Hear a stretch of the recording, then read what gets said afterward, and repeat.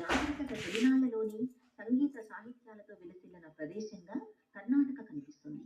ఈ నేలకి తమ పరాక్రమాన్ని పరిచయం చేసిన శాతవాహనులు, కాదంబులు, గాంగులు, బాదామి చాళుక్యులు, కళ్యాణి చాళుక్యులు, హొయసలులు కళలను ప్రోత్సహించడంతో పాటు ఆధ్యాత్మికత వెల్లివిరిసేలా అనేక ఆలయాలను నిర్మిస్తూ వెళ్లారు.